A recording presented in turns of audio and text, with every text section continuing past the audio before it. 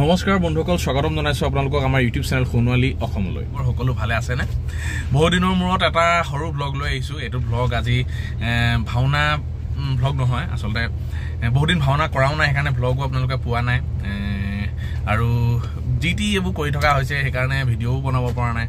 বাকী আজি যাবলৈ ওলাইছোঁ কুঁৱৰী পুখুৰী এনেকুৱা এডোখৰ ঠাই, এনেকুৱা এডোখৰ তাত এটা বস্তু পোৱা যায়, আচলতে এটা দৰৱ বুলি ক'ব লাগিব। মানুহৰ হাড় ভগা ফটা এনেকৈ ডাক্তৰৰ ঘৰত কিছুমান জোৰা নলগা কিছুমান হাড় তাত জোৰা লাগি গৈছে। যাওঁ তালৈকে, আমাৰো খুৰী এগৰাকী পৰি পেলাই অকণমান হাতখনত অকণমান ভাগিছে, হাতখন ফাটিছে অকণমান। সেই তালৈকে যায়, তালৈকে গৈ পেলাই দেখুৱাবগৈ, দৰৱটো বান্ধিব যদি দিয়ে। তাকে কি হয় কি নহয় আপোনালোককো বোলো লৈ যাওঁ। সেইটো উদ্দেশ্যে আজি ভিডিঅ'টো বনোৱা হৈছে, অন্য উদ্দেশ্য নহয়। কুঁৱৰী পুখুৰী কোনডোখৰ জেগাতনো আছে, যে ক'ত আছে কি কথা সকলোবোৰ দেখুৱাম দেই। ব'লক তেনেহ'লে বাৰু, আৰু কমেণ্ট মাৰি থাকক আৰু।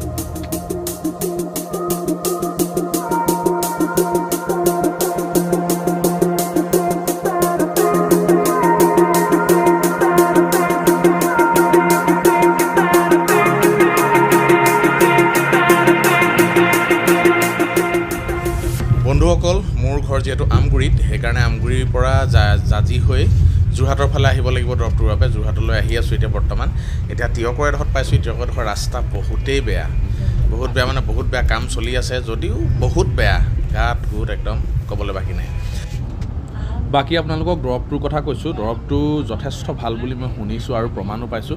আমাৰ খুৰাৰ কামিহাড় ভাগিছিলে, এক্সিডেণ্ট হৈ কামিহাড় ভাগতে ট্ৰিটমেণ্ট যদিও হৈছিলে, তথাপিতো এই দৰৱটোৱে বেছিকৈ তেওঁ আৰোগ্য কৰিলে।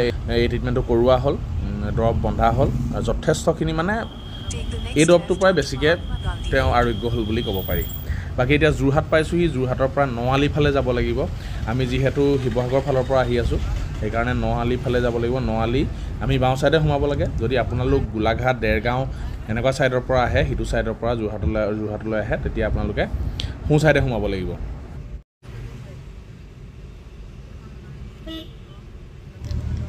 যোৰহাট টাউনৰ পৰা নআলি ফালেদি সোমাই যোনখন নতুন অভাৰব্ৰিজ বনালে যোৰহাটত এতিয়া, সেইখনৰ ওপৰেদি যাব লাগে, সেইখন পাৰ হৈ যাব লাগে। অৰ্থাৎ বৰ্তমান আমি সেইখন পাৰ হৈ আহি আছোঁ। আৰু যিটো মই নেটত চাইছিলোঁ, আচলতে সেইটো আপোনালোকে গুগল মেপত মাৰি চাব পাৰে। গুগল মেপত অসমীয়াত ওলাইছিলে, মই যোনটো চাৰ্চ কৰিছিলোঁ, হাড় জোৰা লগা কেন্দ্ৰ বুলি এনেকৈ ওলাইছিলে, কুঁৱৰী পুখুৰী। জেগাডোখৰ নাম কুঁৱৰী পুখুৰী। আৰু যোৰহাট টাউনৰ পৰা সেই ঠাইডোখৰলৈ নআলি হৈ আপোনালোকে 5-6 কিলোমিটাৰমান বাট যাব লাগে, অৰ্থাৎ তাতকৈ বেছিহে হ'ব পাৰে। আৰু আলিমূৰৰ পৰা তেওঁলোকৰ ঘৰলৈ সোমাবলৈও প্ৰায় 2 কিলোমিটাৰ অতিক্ৰম কৰিব লাগে। আৰু এইডোখৰ যোৰহাটৰ যোনটো নআলিদি সোমাই ডন বস্কো পায়হি যোৰহাটৰ, সেই ডন বস্কোখন পাই পেলাই পাৰ হৈ যাব লাগে। পাৰ হৈ পেলাই পায়গৈ। আৰু চাইনবোৰ্ড মাৰি থোৱা আছে, কুঁৱৰী পুখুৰী বুলি এনেকৈ মাৰি থোৱা আছে। জেগাডোখৰ কুঁৱৰী পুখুৰী বুলি কয়। আৰু এই দৰৱটো মই জনাত খুবেই প্ৰমাণিক, আৰু বহুত মানুহো আহে, বহুত ৰাতিপুৱাৰ পৰা বহুত ভিৰ হয়। আমি এতিয়া বৰ্তমান এই ৰাইট ছাইডে সোমাই যাম। এতিয়া নআলি ফালৰ পৰা আহিলে, যোৰহাট টাউনৰ ফালৰ পৰা আহিলে ৰাইট ছাইডে সোমাব লাগে।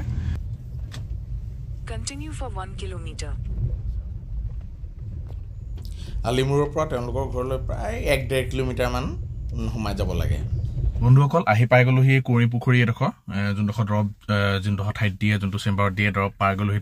তাৰ ফ্ৰণ্টতে আছে এখন প্ৰাথমিক স্কুল এখন আছে, এখন আপোনাৰ নামনি প্ৰাথমিক বিদ্যালয় বুলি এখন আছে।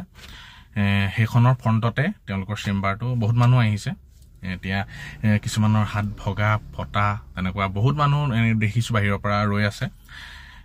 তাকে যাওঁ, ব'লক চাওঁগৈ। বন্ধুসকল, বাহিৰৰ পৰিস্থিতি দেখি গম পোৱা গৈছে যে ভিতৰত সম্ভৱতঃ যথেষ্টখিনি ভিৰ লাগি আছে। হয়তো এই গাড়ী কেইবাখনো ৰৈ আছে আৰু পেচেণ্ট আহি আছে। বৰ্তমান এজন পেচেণ্ট নামিছেই। এইজনৰ সম্ভৱতঃ হাতখন ভাগিছে বা ফাটিছে, তেনেকুৱা কিবা হ'ব, আৰু তেওঁ তাৰে দৰৱ গ্ৰহণ কৰিবলৈ আহিছে। আৰু এই টুকুৰা ঠাই কুঁৱৰী পুখুৰী পানগিৰীয়া গাঁও বুলি কোৱা হয়। পুষ্পলতা শইকীয়া তেওঁ জ্যেষ্ঠ বিশেষজ্ঞ, আৰু চন্দ্ৰ শইকীয়া তেওঁ কনিষ্ঠ বিশেষজ্ঞ এই যোনখন চেম্বাৰটোৰ।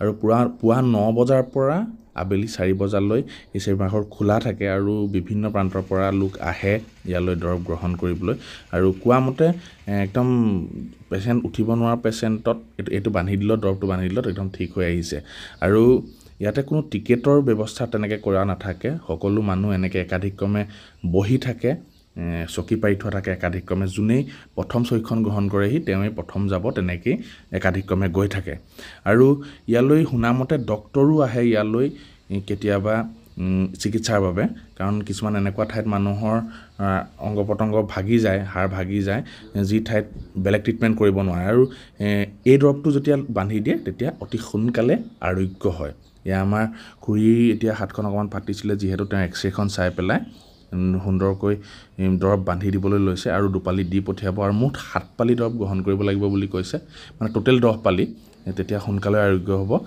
এক পালি দৰৱৰ দাম মাত্ৰ 50 টকা আৰু যেহেতু 50 টকা পালি দৰৱৰ দাম সেইকাৰণে ইমান এটা দামো নহয় আপোনালোকেও আহি গ্ৰহণ কৰিবহি পাৰে বন্ধুসকল ধুনীয়াকৈ দৰৱ জাতি বান্ধি মেলি দিয়ে তাতে আপুনি লৈ আহিম বুলি ক'লেও লৈ আহিব পাৰে আমাৰ খুৰীয়ে হাতত অকণমান দুখ পাইছিলে সেই তাৰে দৰৱ বান্ধি দিলে এদিনৰ কাৰণে তাৰপিছত দুদিনৰ কাৰণে দি পঠিয়াইছে দুপালি আৰু যদি দৰকাৰ হয় আপোনালোকে আনিবগৈও পাৰে তেনেকৈ আনিব পাৰে 50 টকাকৈ লয় এপালি দৰৱত কিনাৰতে এইবোৰ বেণ্ডেজ চেণ্ডেজ পায় তাতে দোকানেও আছে দোকানতে বেণ্ডেজ ল'ব পাৰে আপোনালোকে সকলো ধৰণৰ আৰু মানুহ সকলো যায় ভৰি হাতত দুখ পোৱা এতিয়া বহুত ধৰণৰ মানুহ দেখি আহিছোঁ মাজুলী দেৰগাঁও এনেকুৱা বহুত জেগাৰ পৰা আহি আছে বাকী আমিও বান্ধি মেলি গুচি আহিলোঁ আৰু বৰ্তমান বাকী আহি আছোঁ আৰু ঘৰলৈ বহুত দিনৰ মূৰত ব্লগ এটা বনাইছোঁ আপোনালোকৰ খা খবৰবোৰ জনাওক ভাওনা এতিয়া বৰ্তমান আৰু নাই তেনেকৈ ভাওনা এতিয়া হোৱা নাই আকৌ ছেপ্টেম্বৰ অক্টোবৰ মানৰ পৰা আৰম্ভ হ'ব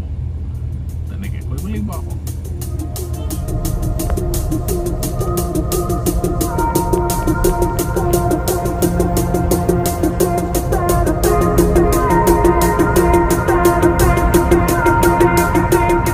বন্ধুসকল বৰ্তমান ঘৰমুৱা হ'লোঁ আমি আচলতে এই ভিডিঅ'টো মই আপোনালোকৰ কিবা সুবিধা হ'ব বুলিয়ে বনালোঁ আচলতে বিভিন্ন বয়সস্থ লোকসকলৰ হাড় কেতিয়াবা ভাগি যায় ফাটি যায় তেতিয়া জোৰা নালাগে বুলি কয় প্লাষ্টাৰ কৰিবলৈ অসুবিধা হয় তেনেকুৱা কোনোবা ব্যক্তিও এই দৰৱটো বান্ধিলে কিন্তু জোৰা লাগি যায় আৰু প্লাছ আপোনালোকে সেই এক্সৰে যোনখন ফটোকপি সেইটো লৈ আহিব লাগিব আৰু ৰিপৰ্টটোৱে লৈ আহিব লাগিব তাত চাই মেলিহে আপোনালোকক দৰৱটো দিয়ে কিমান দিন খাব লাগিব কিমান দিন বান্ধিব লাগিব খোৱা দৰৱ নহয় বন্ধাহে বান্ধিব লাগিব কি কথা সেইবোৰ চব দিয়ে বাকী ভিডিঅ'টো সামৰি দিওঁ এটা সৰু ভ্লগ আপোনালোকৰ সুবিধা হয় বুলি বনালোঁ যদি ভিডিঅ'টো ভাল লাগিলে লাইক কমেণ্ট শ্বেয়াৰ ছাবস্ক্ৰাইব কৰি দিব আৰু পুনৰ এটা নতুন ভ্লগৰ প্ৰতিশ্ৰুতিৰে আজিলৈ বিদায়